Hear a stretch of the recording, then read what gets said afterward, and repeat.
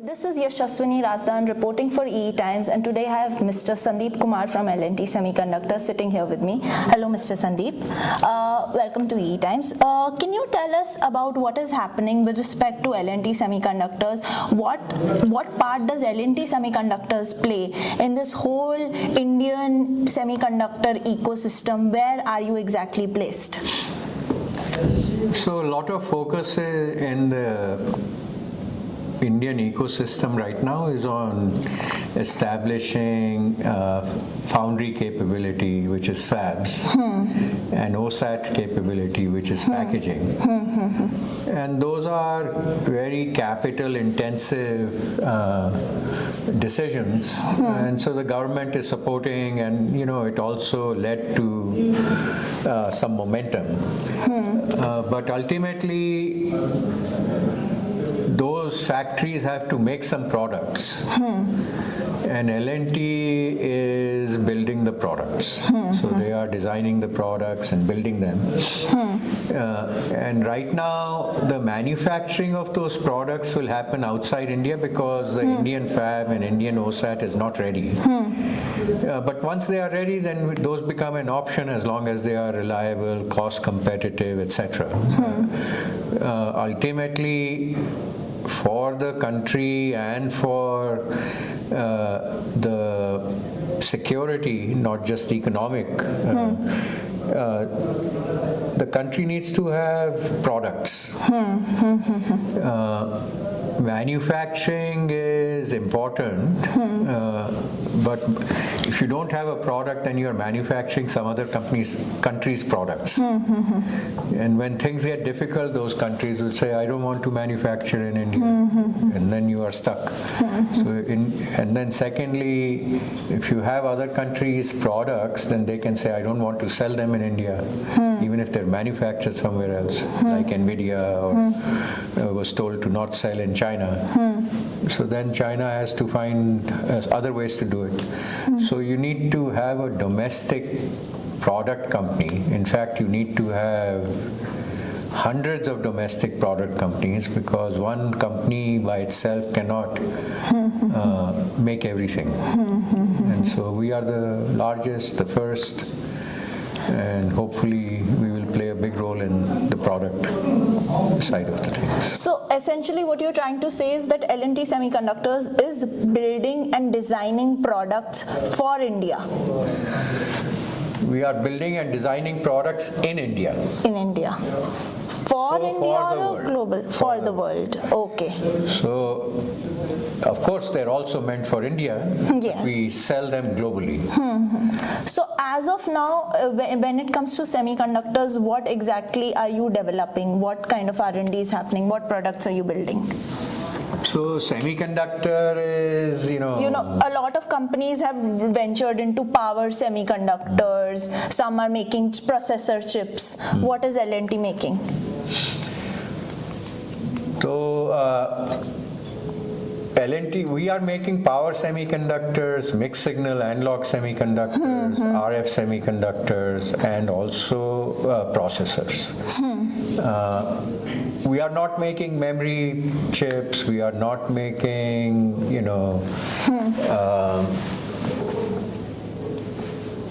some sensors and RF. So even in the sectors, we're not making.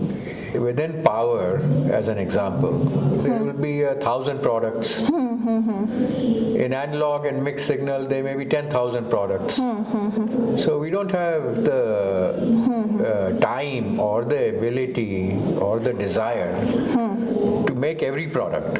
So we are making selective products in each of these sectors.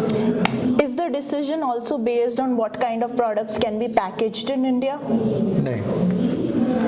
The decision is mainly based on what is the product that we can create that is best in class in the world, because we compete with other suppliers from the world. And then second part is, where can we differentiate by supplying them into the Indian market, because that is a safer market to supply. And then third, of course, is, decision is based on what is the revenue potential and the business potential, and it needs to be justify the investment. 2 days ago, you had mentioned in a news portal interview that you plan to enter the China market by financial year 2027. Could you elaborate on the authenticity of that news, and if it is authentic, what exactly is the plan? What is the roadmap or a viewpoint, if you could give an overview of your statement? I'm not sure what was written up, but what was stated is that we are evaluating entering into China market. And that evaluation will finish by the end of this financial year.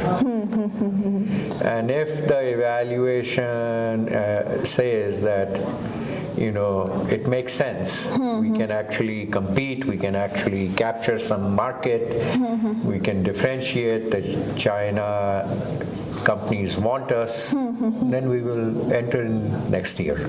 You recently acquired the Fujitsu R&D division. So what kind of role have acquisitions played in your in expanding the business capability, in expanding the design capabilities of L&T Semiconductors, and are there any other such acquisitions in place? Acquisitions are right now are not like a plan.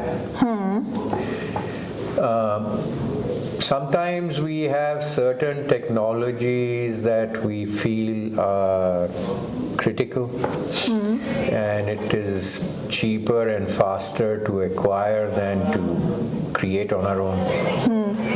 Sometimes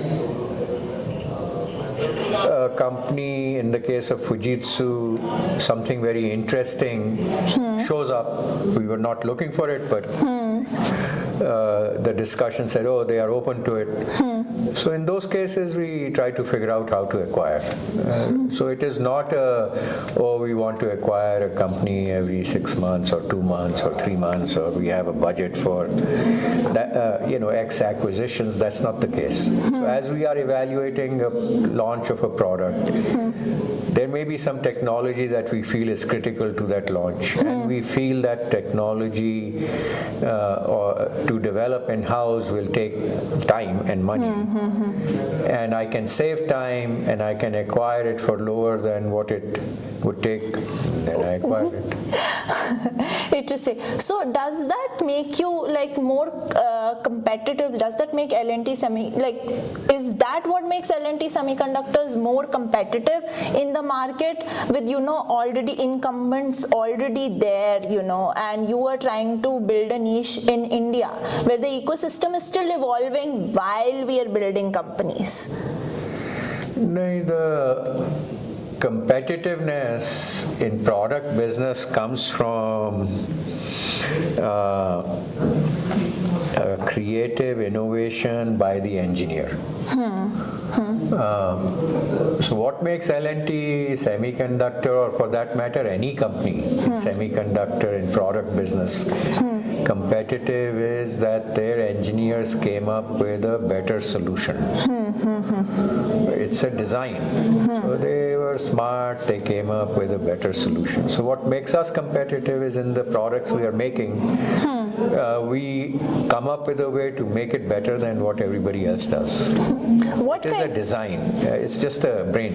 What kind of infrastructure do you have in place as of now in India? I mean, for design, you don't need a large infrastructure, right? You don't need factories or fabless. So we have roughly 400 engineers. They are in Bangalore. Some of them are in Noida.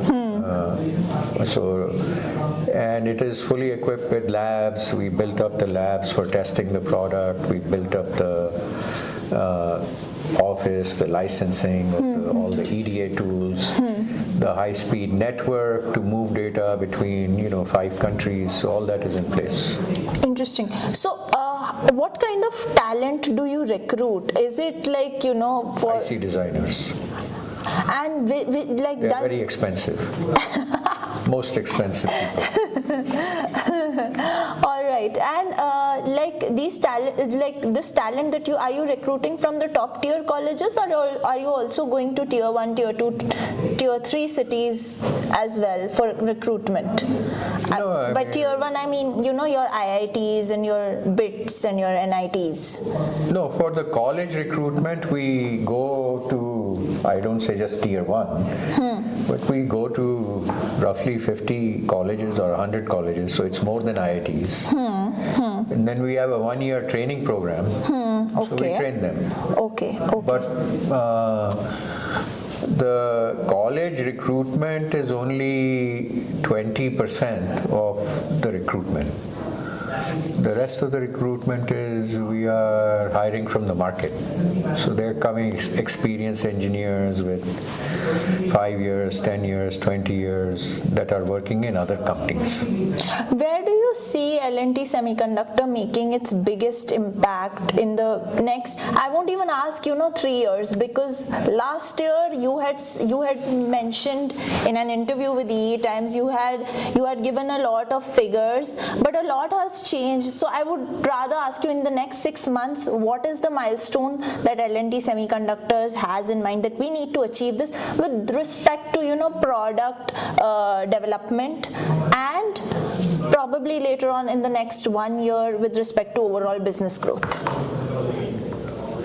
We have roughly 12 products in development. All of them have to go to final qualification and production in the next 12 months. Some will happen in the next 6 months, some in the remaining part of the year. And as they go into production, that means revenue generation will start. So the parallel effort going on is on all the products we are closing on. We have multiple deals closed and additional ones being closed, and who will buy those products? So that is the parallel effort to close business on these products. And in the next financial year, which is from April next year, we hope to have meaningful revenue.